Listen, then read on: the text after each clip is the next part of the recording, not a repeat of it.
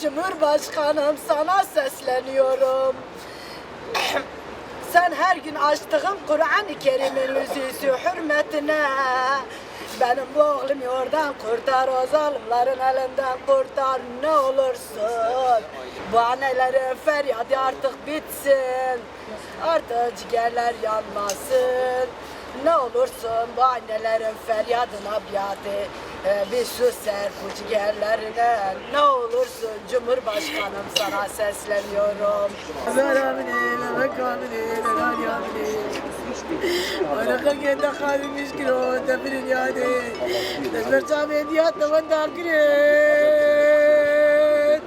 Oy, despertare Dios te va a dar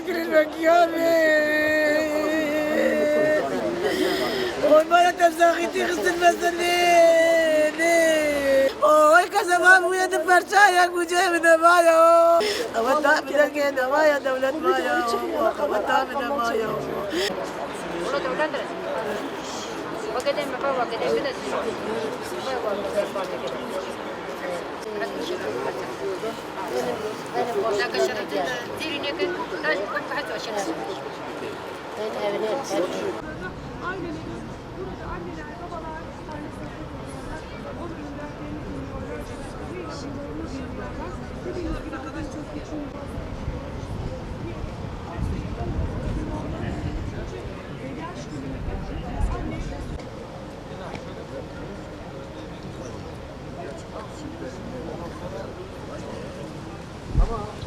Benim adım Yıldız Ballı.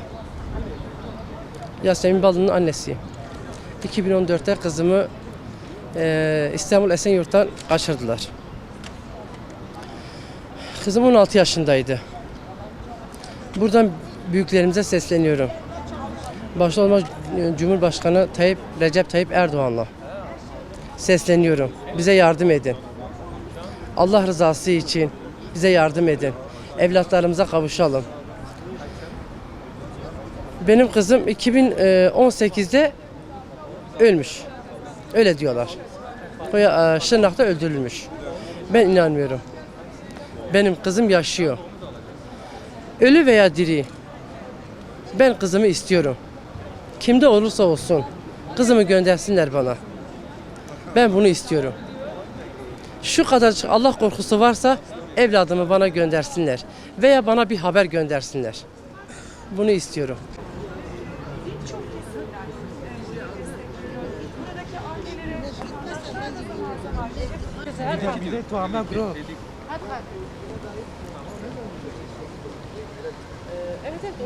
İsmim Türkan Mutlu. Benim kızımın ismi de Ceylan Tekin. 7 sene yok. Ben tek Türkiye'de değil, bütün dünya bu işe el atsınlar. Artık biz anneler ağlamasın. Artık bize bir çare bulsun. Kızımı da sesleniyorum. Eğer Ceylan beni dinliyorsun, görüyorsun. Kızım eve dön, gel. Hiçbir şeyde korkma. Ben hiç sana kızgın değilim. Ben bu yaşa geldim. Bazen geçmişimde diyorum keşke ben bunu yapmasaydım, bunu yapsaydım, bunu yapmasaydım, bunu yapsaydım. Bazen geçmişimde pişmanım çok olmuş. Gel kızım sana kızgın değilim. Gel devlete, vatana, millete teslim ol. İyi bir insan ol. Korkma. Önce gerçekten senin ailen perişan, senin abin perişan, ablam perişan. Senden sonra o kadar acılar bizim başımıza geldi. Ben senin peşine düştüm, batırlığa batırdım. Ben senin peşine düştüm, batırlığa düştüm. Kızım gel, gerçekten gel. Biz perişanın. Hiçbir şekilde korkma. Tek Allah'da kork. Allah nerede senin canını almış, orada olacak ama evine dön kızım.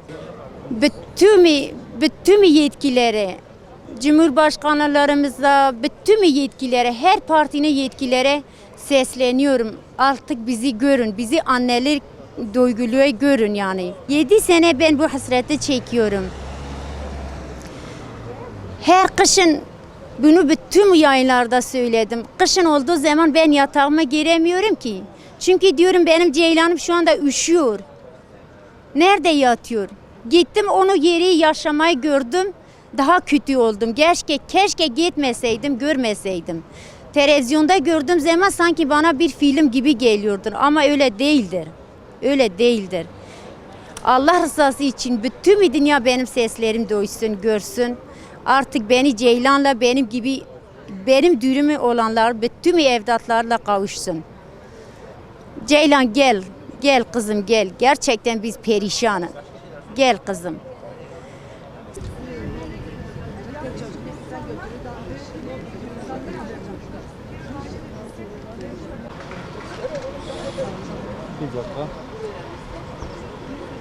Ben Mevlüde Üştah, oğlum Ramazan Üştah. 1 Haziran 2015'ten beri kayıptır. Onun bulunmasını istiyorum. Ben evladımı istiyorum. Oğlum gelmeyene kadar buradan ayrılmayacağım. Onun gelmesini istiyorum. Oğlum kendisi hafızdı. 23 cüz Kur'an okuyan biriydi. Namazındaydı, niyazındaydı. Terbiyeli bir çocuktu. Hayırlı bir evlattı. Bilmiyorum artık nasıl kanına girip onu götürdüler biz de bilmiyoruz. Birden ortadan kayboldu. Çantasını doldurdu, kurs niyetine gitti ama birden ortadan kaybolup gitti. Ben buradan Sayın Cumhurbaşkanım, sizin her gün açtığınız Kur'an-ı Kerim'in yüzü hürmetine ne olursunuz, ben bu oğlum da hafızdı, onu oradan kurtarın ne olursun. Bir çözüm yolu kurarak bu evladımı oradan kurtarın. Ne olursun size yalvarıyorum. Bizi müjdelendirin.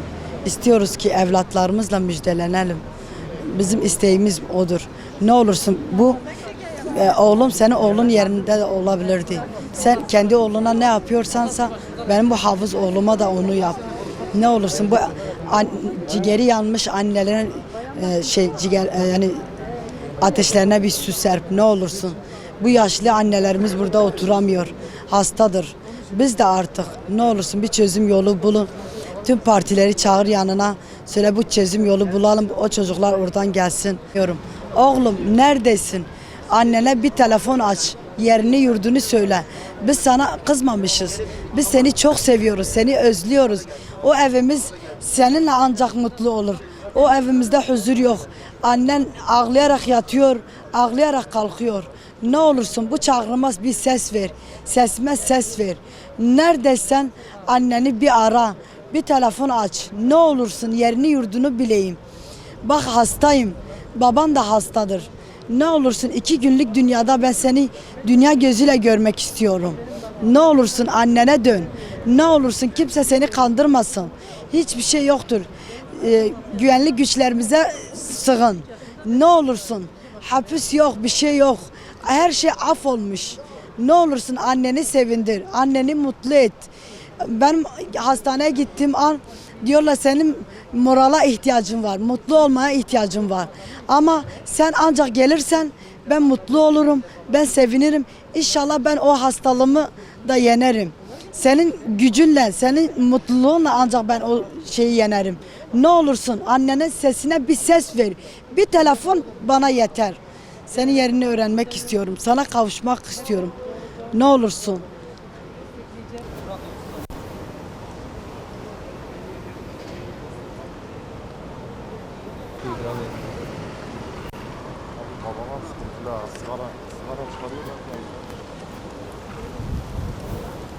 Ben Ayşegül Biçer, Mustafa Biçer'in annesiyim. 17 Ağustos 2018'de oğlum YPG'li teröristler tarafından alıkonuldu. 19 Kasım 2018'de gelen bir telefonda oğlumun YPG'li teröristlerle olduğu söylendi. Kendisine bir kod isim takılmış. Oğlumun ismi Muhammed Mustafa, oğluma Agitbara ismini vermişler. Ben dünya ve mahşerde zaten onlardan davacıyım oğlumun ismini bozdukları için. Ben buradan bütün siyasi liderlerine ve özellikle Cumhurbaşkanıma sesleniyorum. Artık yeter diyorum. Analar ağlamasın, yürekler yanmasın. Evladımızı istiyoruz. Hakkımız olan evladı kimseden bir mal, mülk talep etmedik. Burada her gün hakarete uğruyoruz. Para alıp burada konuştuğumuz söyleniyor. Kesinlikle öyle bir şey yok. Kendi özgür irademizle biz burada oturuyoruz. Geldiğimiz gün de demiştik ya zafer ya ölümle oturuyoruz. Sonuna kadar burada mücadelemizi devam ettireceğiz. Ya zafer ya ölüm dedik, yine devam. Tehditlere boyun eğmiyoruz. Buradayız çünkü bizim arkamızda devlet var. Sırtımızı devlete dayadık ve burada rahatlıkla oturabiliyoruz. Bize soruyorlar niye HDP il binasının önünde oturuyorsunuz da AK Parti'ninkine gitmiyorsunuz diye.